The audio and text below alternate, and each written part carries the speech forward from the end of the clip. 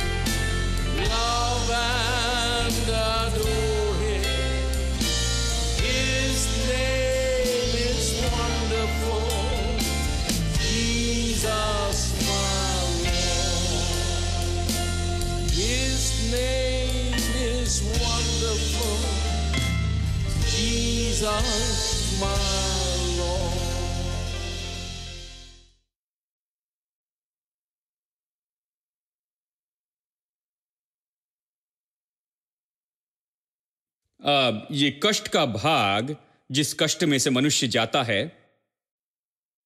इस जीवन में, इसका संबंध तो उस ज्ञान से है जो कि मनुष्य पतन के बाद में पाता है। इस कष्ट का संबंध तो उस ज्ञान से है जो मनुष्य पतन के बाद में पाया है। अब देखिए उत्पत्ति अध्याय 2 में यहां से कुछ दिखाता हूं। ये कष्ट के लिए सबसे बड़ा स्रोत तो बस यही है। अध्याय 2 वचन 16 और 17। और यहोवा परमेश्वर ने आदम को यह आज्ञा दी, तू वाटिका के सब वृक्षों का फल बिना खटके खा सकता है, पर भले या बुरे के ज्ञान का जो वृक्ष है उसका फल तू कभी न खाना, क्योंकि जिस दिन तू उसका फल खाएगा उसी दिन अवश्य मर जाएगा। वो कहता है भले या बुरे के ज्ञान के पेड़ का फल जो है उसे मत खाना, बाकी सब खा सकते हो, लेकिन इस पेड़ का फल नहीं, भले और बुरे के ज्ञान का पेड़।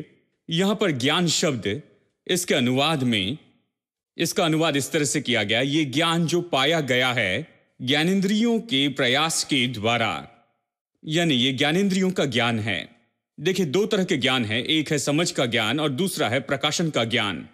प्रकाशन का ज्ञान, देखिए प्रकाशन का ज्ञान है जहां परमेश्वर आप पर कुछ प्रकट करता है, सब कुछ दिखाता है, आपसे बातें करता है। देखिए मनुष्य ऐसे ही जी रहा था। मनुष्य समझ के ज्ञान से नहीं जिया, वो प्रकाशन के ज्ञान से जिया। परमेश्वर आता था, उसे बताता था क्या करना है क्या नहीं करना है, स्पष्ट निर्देश देता था। मनुष्य प्रकाशन के ज्ञान के साथ में जीता था। लेकिन जब उसने पाप किया तो क्या हुआ? वो प्रकाशन के ज्ञान से नीचे आया। प्रकाशन का ज्ञान जीने का सबसे अच्छा तरीका था, अब ज्ञानेंद्रियों के ज्ञान में आ गया। इसका मतलब वो अभी अपने 5 ज्ञानेंद्रियों के अनुसार जीता है। जो कुछ उसने देखा, जो उसने सुना, जो कुछ उसने स्वाद लिया है और जो सुना है, इसने उसके ज्ञान को निश्चित किया। यह उसके ज्ञान का स्रोत रहा है। समझ का ज्ञान अभी उसके ज्ञान का एकमात्र स्रोत हो गया। अब इसका क्या मतलब है? इसका मतलब है अब सब कुछ इसी के ऊपर में आधारित था कि कोशिश करके देखें, गलतियां करते जाएं। विज्ञान इसी पर तो आधारित है। विज्ञान बहुत अच्छा है, लेकिन हम पतन के संसार में जीते हैं। यानी विज्ञान तो आधारित है कोशिश करके गलती करने में। अगर कोई आविष्कार करता है, हजारों बार उन्होंने कोशिश की, इस तरीके से उस तरीके से, संभवतः हजार तरीके से, अंत में उन्होंने कुछ आविष्कार किया। बहुत सी कोशिश और असफलता के बाद उन्होंने यहां किसी चीज का आविष्कार किया, किसी सच्चाई का या कोई खोज की है। ठीक है, विज्ञान में कोशिश करके असफल होना सामान्य बात है, लेकिन परमेश्वर में कोई कोशिश करके गलती करना नहीं। परमेश्वर सटीक ज्ञान के साथ व्यवहार करता है। स्वर्ग में कोई ऐसे कोशिश करके असफल होना नहीं। वो सटीक ज्ञान से व्यवहार करता है। जब वो अपना ज्ञान हमें देता है, ये कोशिश करके गलती करना नहीं, ये तो पूरी तरह से सटीक ज्ञान है। हेलो। जब परमेश्वर ने मनुष्य से कहा कि फलवंत हो, बहुगुणित हो, पृथ्वी को भर दो,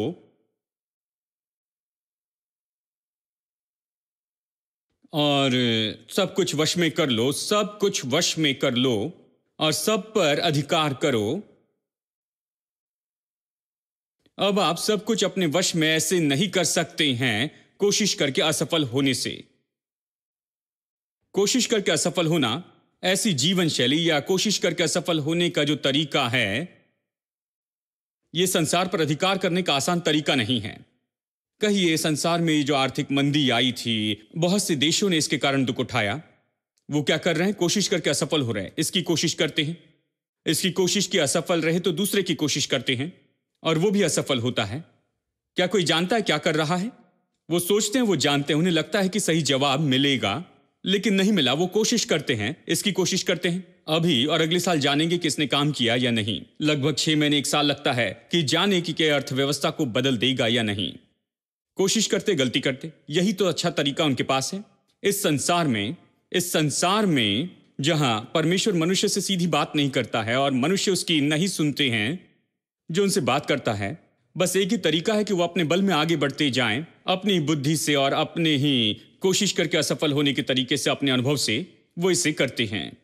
तो बहुत सी कोशिश करते असफल होते, कोशिश करते असफल होते। कोई नहीं जानता कि वो क्या कर रहे हैं और कोई निश्चित नहीं होता है कि इसका क्या उत्तर होना चाहिए, और इसलिए वो अधिकार नहीं कर पाते हैं इस आर्थिक मंदी के ऊपर। ये हमें बर्बाद करता है। इसके बजाय उस बर्बादी के ऊपर अधिकार करें। वो लोगों को बर्बाद कर रही है, ये लोगों के जीवन को नाश करती है। वो अधिकार नहीं कर पाते हैं क्योंकि ये पतन पाया संसार है। इस तरह से अधिकार करना बहुत मुश्किल होता है जब आप कोशिश करके असफल होते हैं। कितने लोग विश्वास करते हैं कि आप प्रभु के पास जाए और वो आपसे बातें करें, वो आपको बस एक आइडिया देगा जो बिल्कुल कुछ ही समय में पूरी चीज को बदल देगा। हेलो।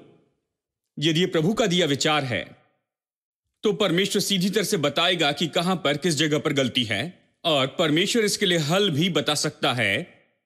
देखिए, एक आदमी था जॉर्ज वॉशिंगटन कार्वर, अमेरिका में, जो रह रहे थे 1860 से 1940 तक। विख्यात साइंटिस्ट थे, अफ्रीकन अमेरिकन पृष्ठभूमि से आए थे, गुलामी के दिनों में जन्मे थे। उनके जन्म के बाद में, बस थोड़े समय के बाद में ही गुलामी हटा दी गई थी। उनकी कहानी अद्भुत है। जानते हैं, किसी ने उनका अपहरण किया जब वो 1 साल के थे या ऐसा कुछ, और उनके पिता को जाकर ढूंढना पड़ा। वैसे तो उनके पिता के लगभग 10 से भी ज्यादा बच्चे थे। उन्होंने जाकर बच्चों को ढूंढा और आखिर में केवल यही मिले, और उनके पिता को घोड़ा बेचना पड़ा कि बेटे को वापस लेकर आए। जानते हैं, उस चोर को घोड़ा देना पड़ा कि बेटे को वापस लेकर आए। इस तरह का इतिहास था। ये बहुत ही अद्भुत। ये ऐसी पृष्ठभूमि में बढ़े, लेकिन जब गुलामी खत्म कर दी गई, एक परिवार था जो इन गुलामों के मालिक थे, जो बहुत ही दयालु थे। उन्होंने पाया कि पढ़ाई में बड़ी दिलचस्पी लेते हैं, इसलिए उन्होंने स्कूल में भेजा। पढ़ाई के लिए इन्हें प्रोत्साहित किया, इन्हें कहा कि ये पढ़ना लिखना सीखे। इन्हें पढ़ना लिखना सिखाया तो वो उनकी परवरिश में बढ़ते गए। वो बहुत दयालु थे। हालांकि वो अफ्रीकन अमेरिकन नहीं थे, लेकिन फिर भी बड़े दयालु थे, और इनकी इस तरह परवरिश की। और वो जब कॉलेज में गए तो उन्होंने लिखा, 5 साल तक समय समय पर कॉलेज में पत्र लिखा कि वो कॉलेज में जुड़ना चाहते हैं। किसी ने उत्तर नहीं दिया। आखिर में कॉलेज ने कहा ज्वाइन करो, तो वो जाकर ज्वाइन किए। ज्वाइन करने गए, पता चला कि अफ्रीकन अमेरिकन है तो वापस भेजा, कहा कि हमें ये नहीं चाहिए। उनका इतिहास बहुत ही अद्भुत है। सारी मुश्किलों का सामना किया, अंत में किसी और कॉलेज में गए, बैचलर डिग्री और मास्टर्स डिग्री सब कुछ पूरी की। उन दिनों में, देखिए उन दिनों में, उसके बारे में कह रहा हूं, 1800 की सदी में उन्होंने ये सब किया।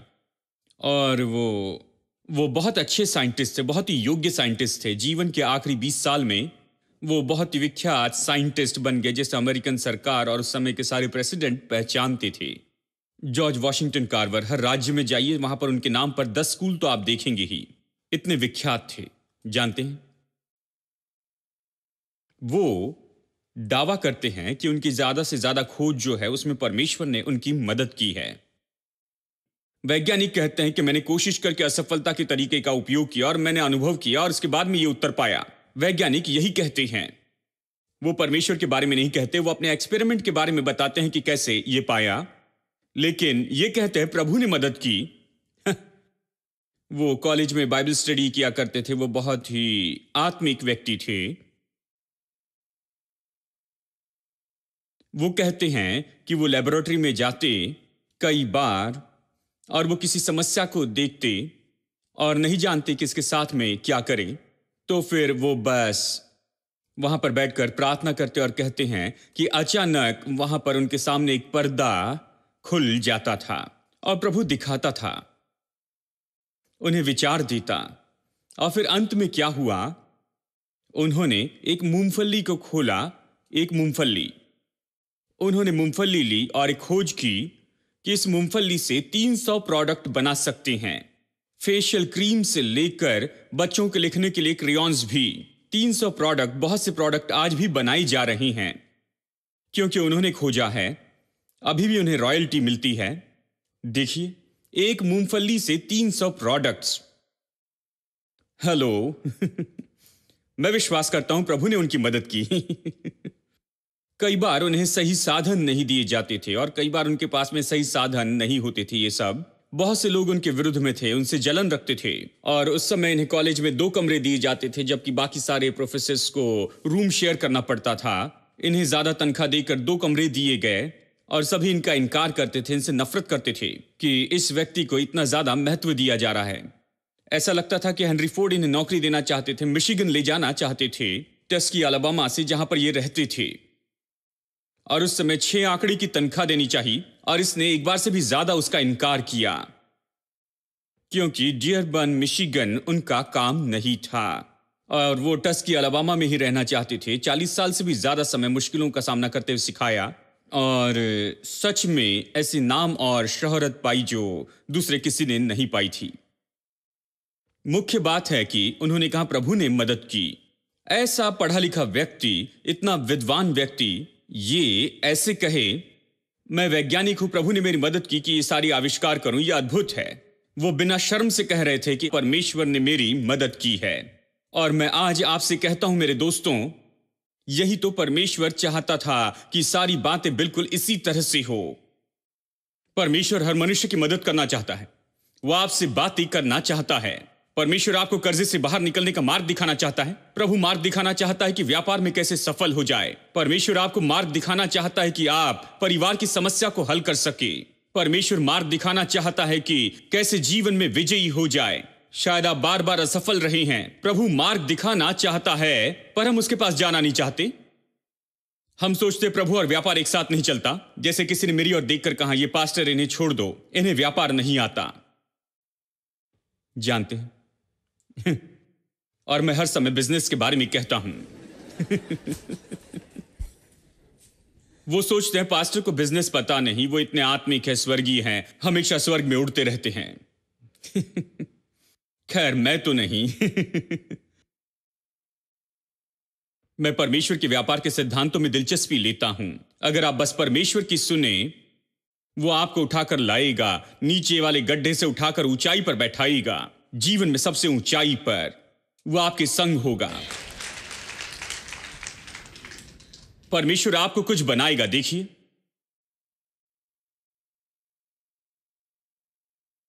लेकिन ये ज्ञान चला गया, परमेश्वर के प्रकाशन का ज्ञान चला गया। परमेश्वर की ओर देखना और वो हमसे बातें करता है, अब हम निचले स्तर पर जीते, हम अपने ही बल में अपनी बुद्धिमत्ता के स्तर पर जीते हैं, हमारा खुद का ज्ञान, और कभी परमेश्वर को नहीं खोजते, परमेश्वर की बुद्धि और उसके प्रकाशन को, कभी परमेश्वर को हमसे बात करने नहीं देते। जानते हैं, एक और आदमी थे लेटर्नो, जो कि इंजीनियर थे। यहां विश्व युद्ध के समय सरकार ने उनसे कहा कि वो उनके लिए जहाज बनाएं, और जल्दी से जहाज चाहते थे, जल्दी से पानी के जहाज बनाते चले जाएं। जहाज नाश हो रहे थे, जल्दी से जहाज चाहते थे, और वो सोचने लगे कि जल्दी से कैसे जहाज बनाए। 4 दिन तक उन्होंने प्रार्थना की, और 4 दिन की प्रार्थना के बाद बाहर आए, क्योंकि और बताया कि परमेश्वर ने बताया कि कैसे एक दिन में एक जहाज बनाएं। हेलो हर एक दिन एक एक जहाज बनाएं। क्या यह संभव है? प्रभु दिखाए तो यह संभव है। उन्होंने कहा प्रभु ने दिखाया। ये एक व्यक्ति कह रहे थे, प्रभु ने मुझे यह दिखाया। और मैं आपको बताऊं, परमेश्वर हजारों लोगों को यह दिखाना चाहता है, लाखों लोगों को। कोई भी व्यक्ति जो उसके पास में आता है, जो उसकी ओर देखते, उससे खोजते, उससे बातें करना चाहते हैं, परमेश्वर उनसे बातें करने के लिए तैयार है। प्रभु ऐसा है। पतन के बाद मनुष्य ये सब खो बैठा। अब वो निचले स्तर के इस ज्ञानेंद्रियों के ज्ञान पर ही आधारित रहा। वो अपने ही बल और अपनी सामर्थ पर आधारित रहा, और वो यही जानता है।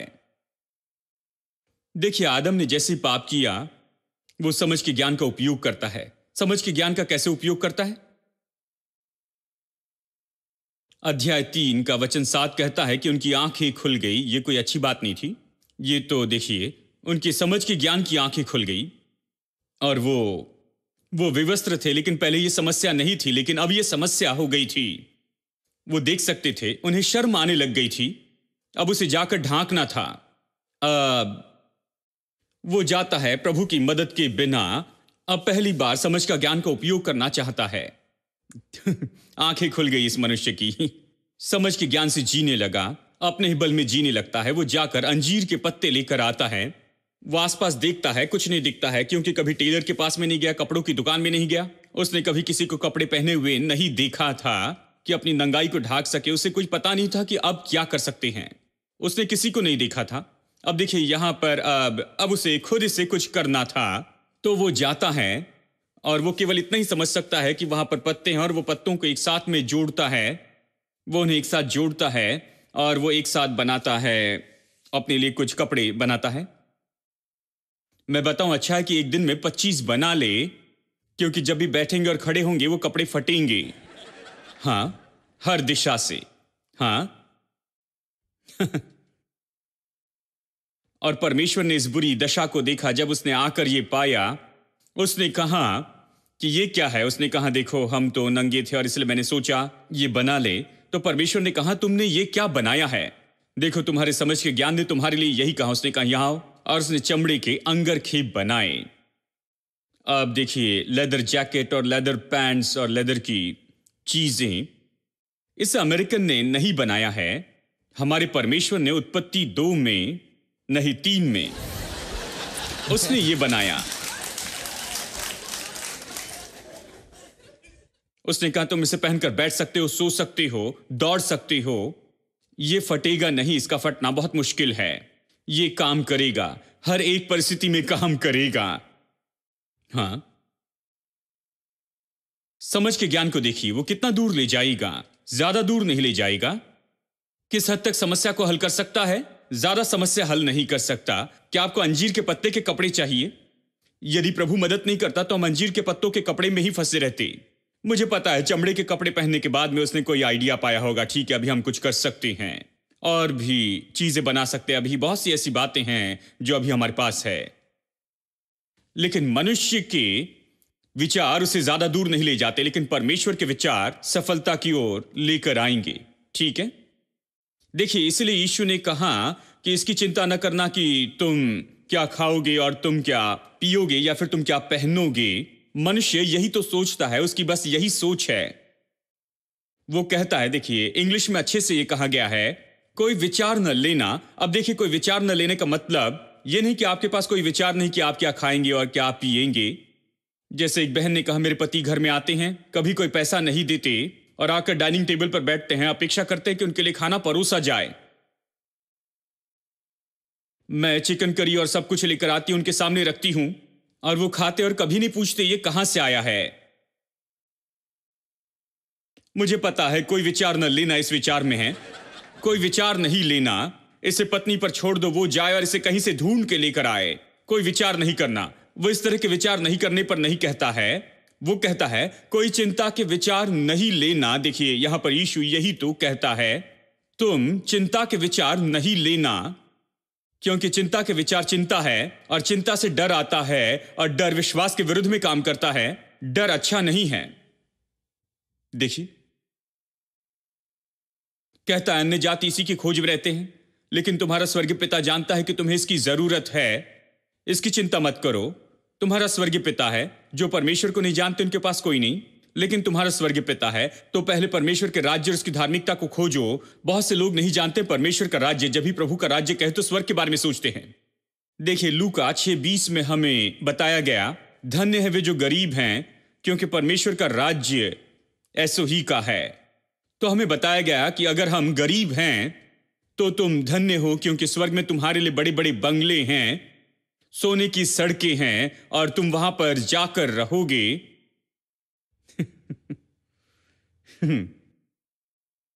मैं ये कह रहा हूं कि मुझे अभी के इस संसार में ये सब चाहिए, वहां मरने के बाद में उस जगह पर नहीं।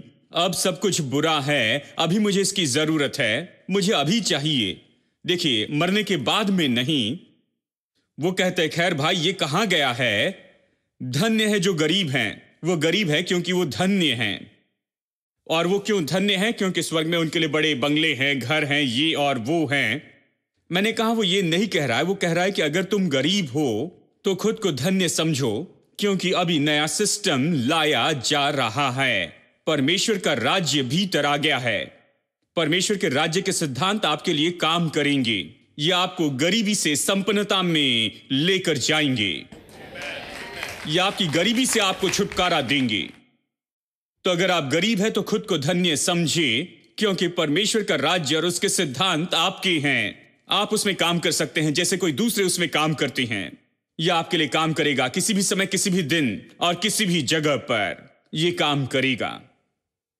हां, कल्पना कीजिए गरीबों से कहते हैं चिंता ना करो, तुम गरीब हो, तुम धन्य हो, स्वर्ग में मिलेगा। मतलब उन दिनों में लोगों ने इसके बारे में नहीं सोचा। उन्होंने पास्टर को धन्यवाद कहा, पास्टर प्रेज द लॉर्ड, कम से कम स्वर्ग में सब कुछ मिलेगा।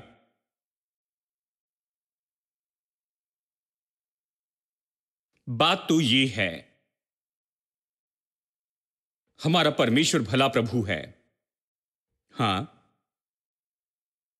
आज हम श्राप में नहीं रह रहे हैं, हम आशीष में रह रहे हैं। बाइबल कहती है मसीह ने हमें व्यवस्था के श्राप से छुड़ाया है जब वो कलवरी के क्रूस पर हमारे लिए चढ़ाया गया। उसने हमें व्यवस्था के श्राप से छुड़ाया है और हमें आजाद किया व्यवस्था के श्राप से। और एक श्राप तो आर्थिक श्राप है। हम अभी श्राप में नहीं जीते हैं, हम आशीष में जीते जाते हैं। अगर आप अभी भी जी रहे हैं, सोच रहे हैं कि आप क्या खाएंगे, क्या पिएंगे, क्या पहनेंगे, तो आप इस चिंता को दूर कर दीजिए दोस्तों। आप 24 घंटे इस तरह की चिंता में न जिए, क्योंकि आप इस तरह से उन चीजों की सेवा करते रहेंगे। आप चीजों के लिए जिएंगे, हमेशा चीजों की ओर ध्यान देते रहेंगे, प्रभु की सेवा नहीं करेंगे। प्रभु की सेवा करना शुरू कर दे, प्रभु के राज्य और उसकी धार्मिकता को खोजना शुरू कर दे, और ये सारी चीजें आपको दे दी जाएगी। आमीन। You have given me the oil of gladness, the garment of praise instead of more, a shining crown instead